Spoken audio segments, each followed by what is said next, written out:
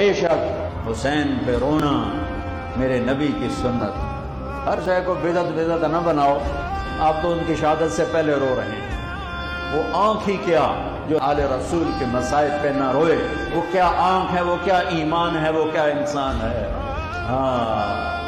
ام سلمہ سے آپ نے فرمایا ام سلمہ آج ایک فرشتہ ملنے آ رہا ہے بہت خاص، کسی کو اندر نہیں آنے دینا.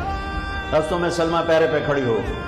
تھوڑی دیر کے بعد اندر سے میرے نبی کے زور زور سے رونے کی آواز آئی. ام سلمہ رہ نہ سکی، بھاگ کے اندر گئیں. تو آپ نے کیا دیکھا؟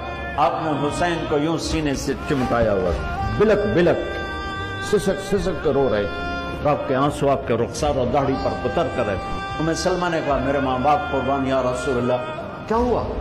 آپ ایسے تڑپ کے کیوں رو رہے ہیں؟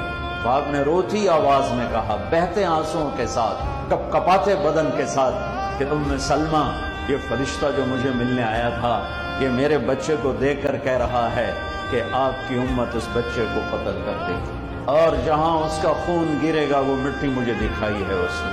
تو میں اس لیے اس پہ رو رہا ہوں. ابھی تو وہ شہید نہیں ہوئے اور رویا جا رہا ہے، تو اب تو ان کی شہادت پہ روتے ہیں، اور یہ قیامت تک روتے رہے گی دنیا. یہ اللہ کا نظام ہے. اس نے کربلا کے واقعے کو یوں کر دیا جیسے ہر سال آج ہی ہوا ہے. آج ہی حسین شہید ہو رہے ہیں.